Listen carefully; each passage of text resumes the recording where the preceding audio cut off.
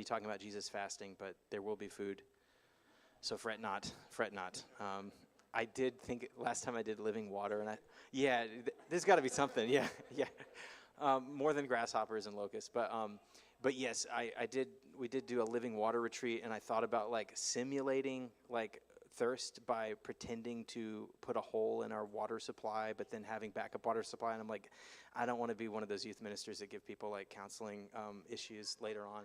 So we didn't do that. So we're not going to simulate fasting or whatever. But anyway, okay, I digress. But that's coming up this month, so that'll be exciting. So if I look a little sleep deprived on the 23rd, you know why.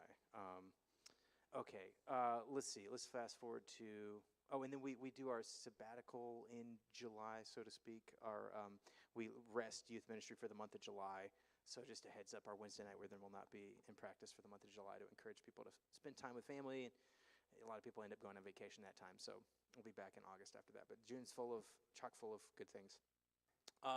For family ministry, so for family ministry stuff, we started the year with a podcast on the habits of the household, and we had these conversations within parent couple at a time, or it was a really encouraging conversation to be able to talk about how to do family life and how to tell the story of God in our family life. And what we're looking at doing summer, fall, I haven't quite got the timeline down yet, but what we're pitching, and I'm going to pitch it to the whole congregation today, is that we are doing, we want to revisit maybe that topic or other topics, but we want to have intergenerational conversations. So I'm looking at our wonderful silver foxes in the room. We want to be able to have conversations. Basically, it's an SOS, not quite that dramatic. Young parents need help from older parents to have experience. Younger parents probably could shed some light on some things where they're at that could benefit older parents. It's a good space. So we want to use that intergenerational space. The podcast has been a good excuse to get people talking about deep stuff together over a Zoom call or over in person, and we thought that might be a thing. So, in other words, if you're interested, let me know. We have an interest form. I can send that out to the whole group soon, but I've been sending out to the family ministry stuff. If anybody's interested in our family ministry email, if anybody wants to subscribe to that, let me know. It's not.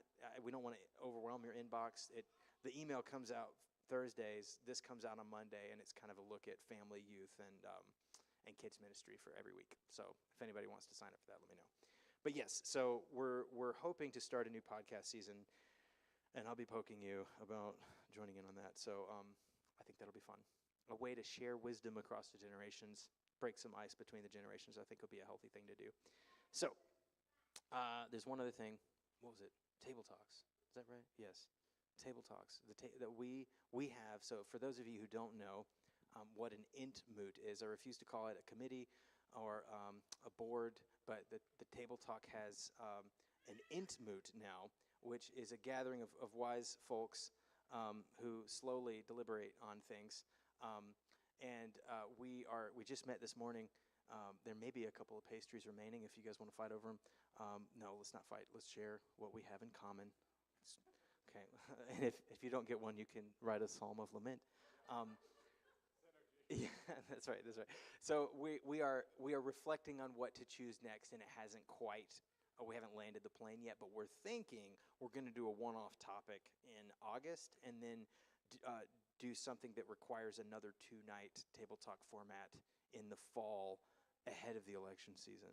So whether it's emphasizing church unity or is that right? Yeah. I think it's this year. It is a topic we've covered in brief before, but this time it feels pretty cool because the 2 Sundays at the beginning of November are before Election Tuesday. So I don't know if that's going to work in our favor or not, but we'll see. But all that to say, we're chewing over, and we'll have news soon about what Table Talk topics for August and for November next. And I'm super grateful for the voices that are shaping that dialogue. So, thank you. The Int-Moot is doing a great job, and if you don't know what an Int-Moot is, come talk to me, and I'll bless your day with some Tolkien knowledge. Okay, passing along. Thank you, sir.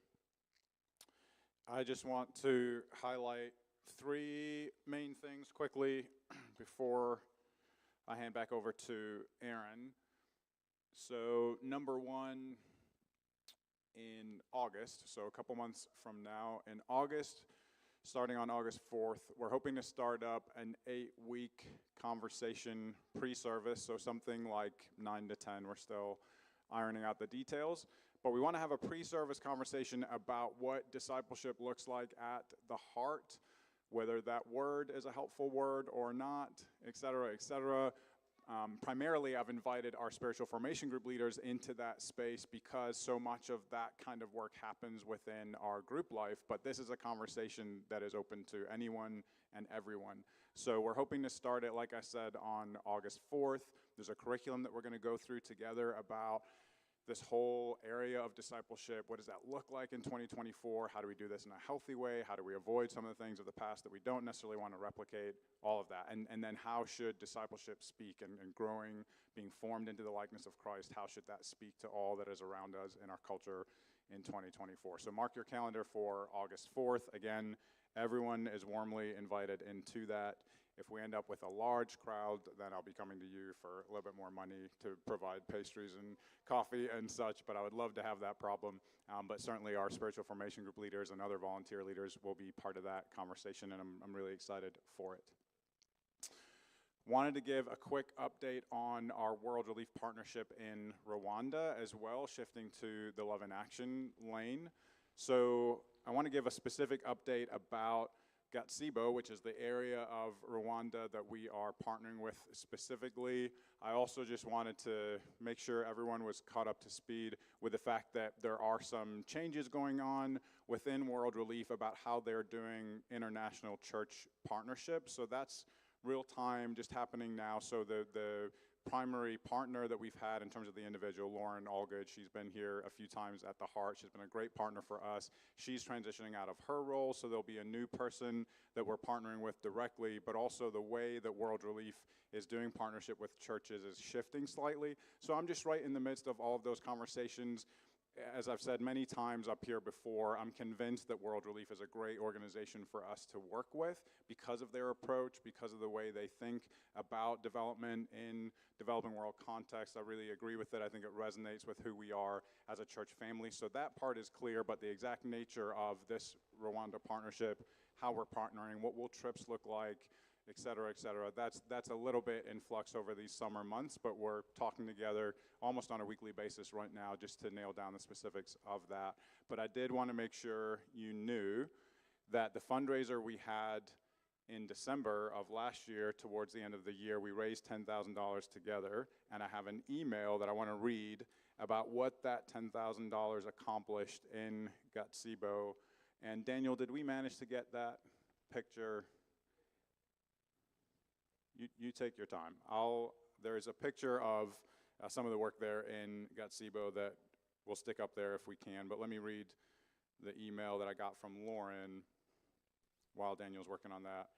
The photo above, so the photo that hopefully you'll see is of church leaders, their spouses, and core volunteers from one of the church networks in the Gatsibo district. They just completed World Relief's Transformation Tree curriculum, which is a discipleship training for leaders to inspire and equip them.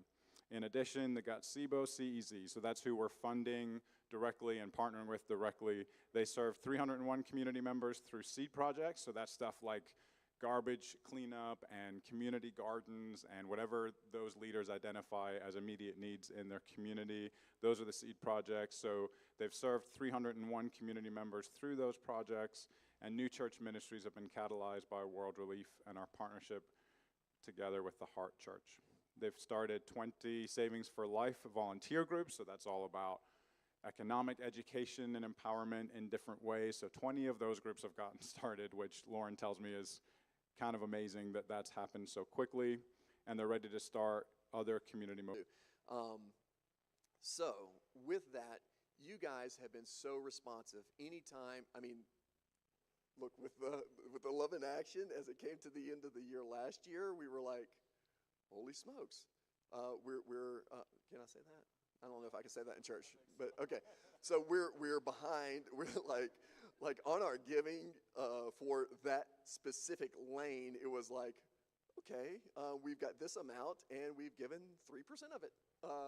And you guys responded, and we had everything that we had committed to them given within like 2 weeks. It was pretty fantastic. And just the response, I mean, I think one of the things that like touched me the most in recent years was Laura did a chapstick drive. And she just said, hey, this is a felt need. Like, occasionally I take public transportation. I think at the time you maybe didn't even have a car. And you took public transportation. And she said, you know what, everybody on the bus wants chapstick. And we're like, chapstick?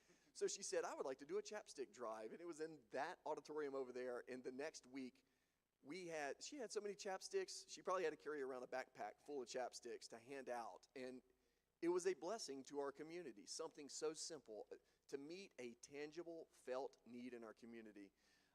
And so thank you. Thank you for your responsiveness in giving. Thank you for your responsiveness in being here in the room. It is not to be understated in a place that is as beautiful as this, that when there's a nice day, we really want to take advantage of it. And there's so many Sundays where it looks really nice outside that window. And you guys are here. And we don't take that lightly. And we love it. We love to see your faces. And so for that, just take that as an encouragement. So we're not meeting budget by just a small margin. And we probably spent a little more than we needed to. But that was probably because it was absolutely necessary. So just holding those things kind of in tension and just saying, hey, we believe here that we don't give under compulsion. We don't give reluctantly. If it's not coming from a cheerful heart, please get cheerful first, right? We want your heart to be in line before finances, okay? And so in that, it's just things.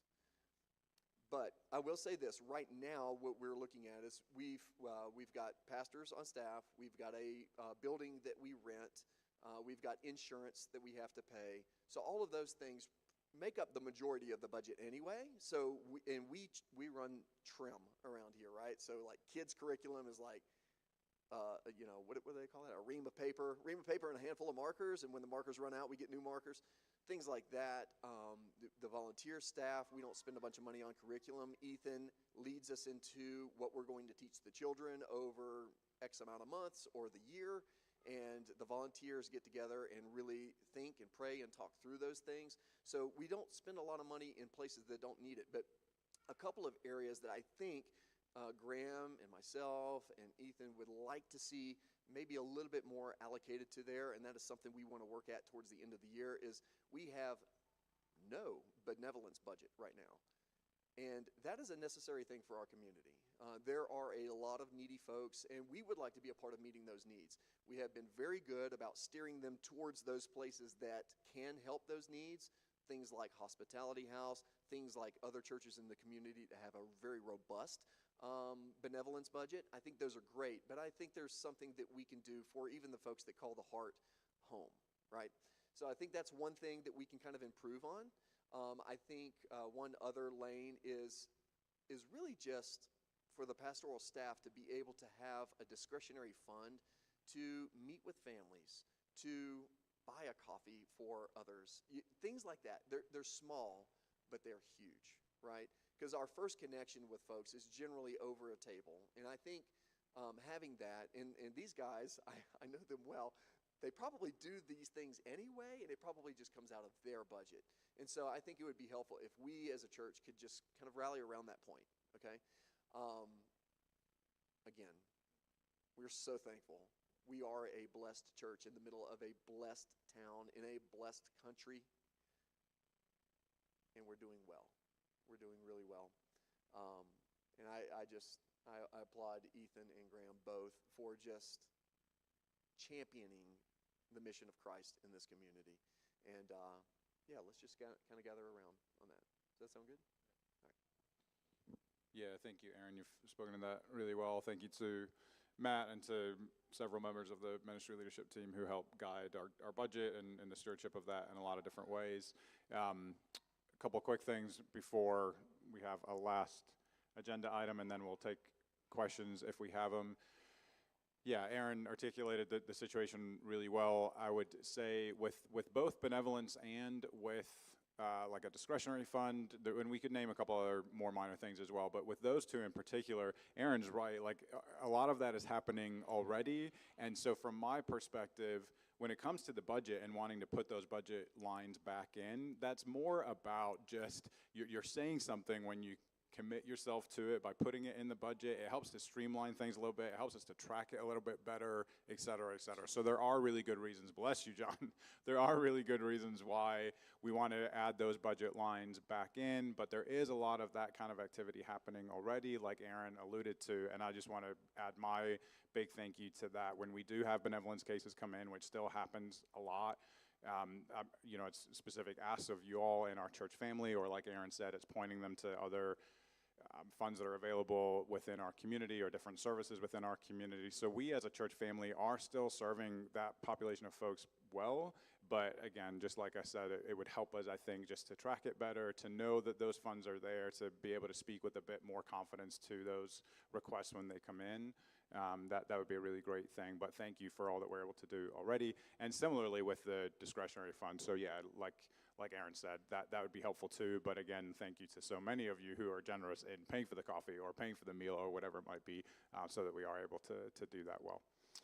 Okay, thank you, Aaron, for that overview. Really, a couple of things that I had still, and then we'll get to questions. One is just to highlight, and Ethan, feel free to shout out anything else. I meant to run this by you first.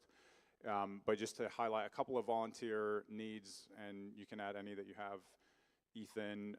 Number one is just wanting to put on some church family picnics over the summer. I'm looking at Patty. Patty has volunteered to help lead that little effort. So it sounds like a small thing, but it's also a really significant thing in different ways in terms of just that community together with one another. So if there's anyone who would like to join Patty and myself in helping to pull off church family picnics over the warmer months, we'd really appreciate some support there. It oftentimes requires leaving the service a little bit early on the Sunday or something like that just to get set up. So the more people, the better. So let us know, myself, or you could talk to Patty as well if you have an interest in that.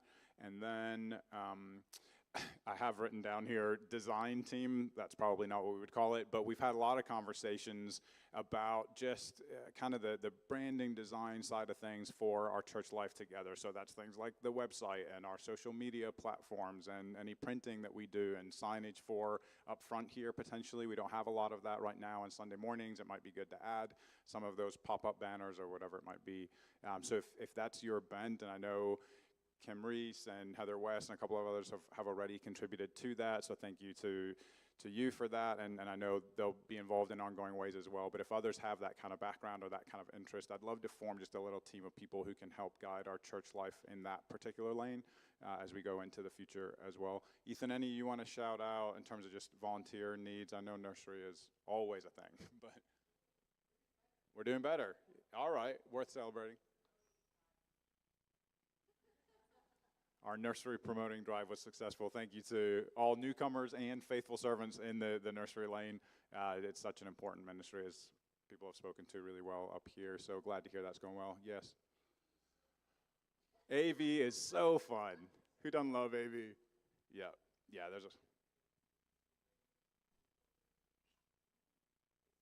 You're really selling it, man. No, it is. It is. That's an essential part of church life. Ethan's done a great job at stewarding that. I'm looking at Daniel over here as well, who is a faithful servant in that lane. Many others, some others. We would like it to be many others that we would like to jump in to that. That's an option too. And don't be intimidated. Those skills can be taught for sure. It's a fairly simple setup. Even slides, yeah. Even just being the person who's tracking the slides on a Sunday morning would be great. Okay, last thing before questions. We're doing pretty well for time.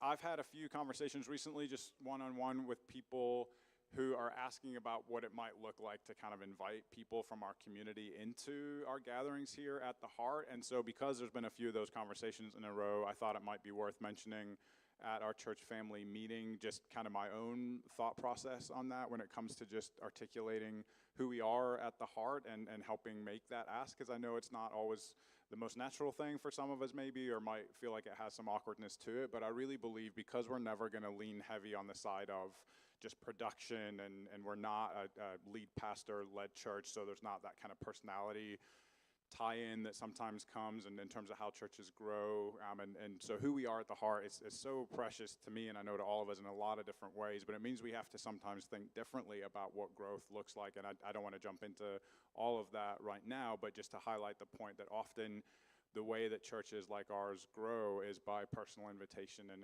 asking people, our neighbors and our coworkers and whoever else, inviting them into participation with us. And so when I'm having that kind of conversation with our neighbors or anyone around me really, I tend to highlight the fact that we have a teaching team, because that is a little bit countercultural, and I think it adds to the richness of our church family life together in a lot of different ways. And so you tend to get some follow-up questions if you mention that to folks, especially those who have maybe grown up in church and aren't part of church anymore, whatever the case is. So I highlight our teaching team and the commitment to that approach. I highlight our table talks, because that is another strong commitment of ours. We don't want to shy away from hard conversations. We want to lean into them, but really from a scriptural, Christ-centered lens. And so I highlight our table talks and try and tell a couple stories about that. And then just talk a little bit about love in action and just wanting to kind of be present in our community. So I know some of that is probably self-evident, but it can be helpful sometimes when maybe you're feeling like you want to invite somebody in but not sure exactly what to say. A couple of talking points can be helpful. I know a lot of you are a whole lot better at that than I am, and it comes real natural to some people, and I'm grateful for that. But let's be intentional over the summer months, but really just in general, be intentional about inviting people to join us here at the Heart, because I really think God is doing something special in our midst, and I want those that would really benefit from that to be a part of it. So yeah, let's be intentional in our invite. Make sense? Awesome. So we're doing pretty well, like I said, for time. It's 12:06. We probably can go until about 12:15, 12:20 at a stretch. We're technically supposed to be out of here by 12:30. So on that note, if you can stick around for an extra 5 minutes and help just get chairs back in the library and get everything torn down, that would be awesome. We can go for about 10 more minutes or so. Are there questions about anything we've shared this morning or just about our church life in general? Folks are online. If you want to stick them in the chat, Daniel would see it. So feel free to ask questions now if you have them, or just tell us that we covered it beautifully and all is well. No, we really do welcome your questions if you have them. Yes, Deb, let me give you the mic. Sorry, I forgot that part, just so people can hear online. Sorry.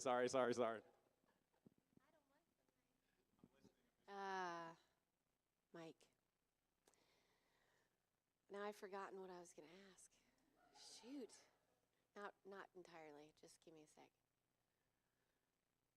When you were just talking about how you tell people about our church, is that a simple way to say what you just said? Okay. I also find, and I'm sure this is given, this might be silly for me to even say, but I think it's worth noting that you highlight these things, but I think you also highlight your personal experience. That's honestly what I lead with, because I didn't go to church for a bunch of years before coming here.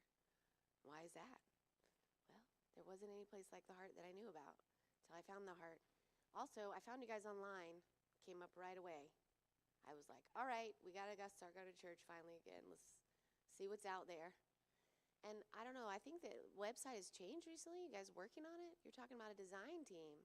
Looks really good. Yeah. No, it's really cool, and I think it's hip, but it's also simple, and it's inviting, and the stuff that's on there is really good. That's why we're here, because I looked there and then I joined online. I also think that right now it's so hard to be church, and there's something so authentic about this church and real, and maybe even hard.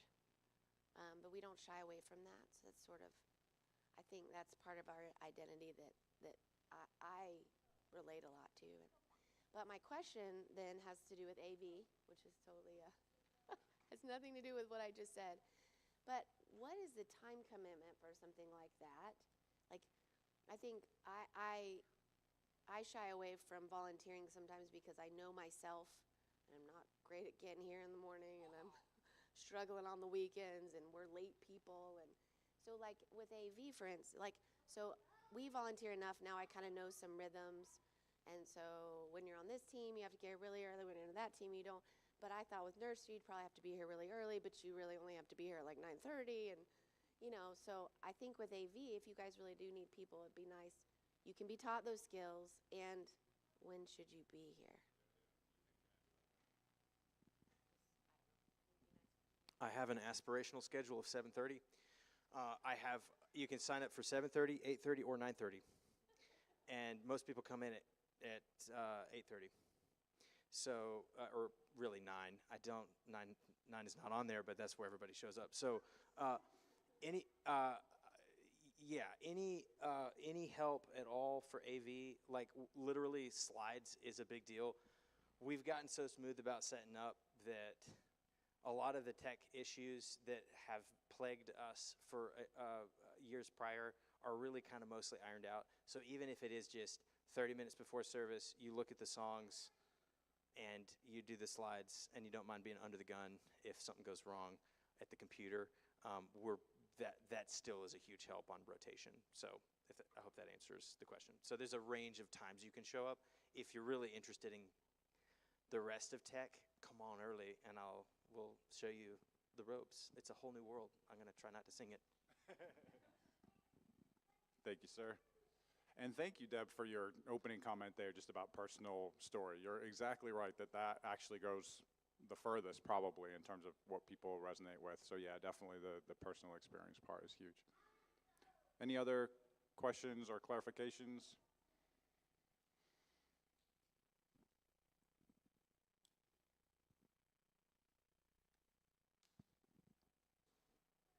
Pretty good? Awesome. Well, we've said it, hopefully you've heard it throughout our meeting this morning, but we are incredibly grateful for you all in lots of different ways. So thank you for who you are and all the ways that you participate in our church life together. We'll keep communicating about some of these upcoming ministry initiatives that we've highlighted just in brief this morning, so you'll get a lot more detail about that. The door is always open. I hope you know this. The door is always open for grabbing a coffee and asking questions that you might not want to ask here in a public setting like this, or if there's anything like that, or just if something comes to you later, the door is wide open to sit with me or Ethan or with any of the ministry leadership team, like Aaron said up front as well. Transparency is our deal, so there's nothing off limits, no question off limits anytime you want to do that. But thank you for being here. Thank you for who you are as the Heart family. You're an incredible encouragement to us, and I know to one another, so it's good to do life with you. Any last comment? Yes, Deb. No, you're good. Okay.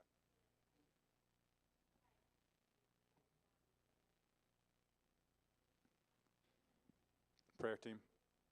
Yeah.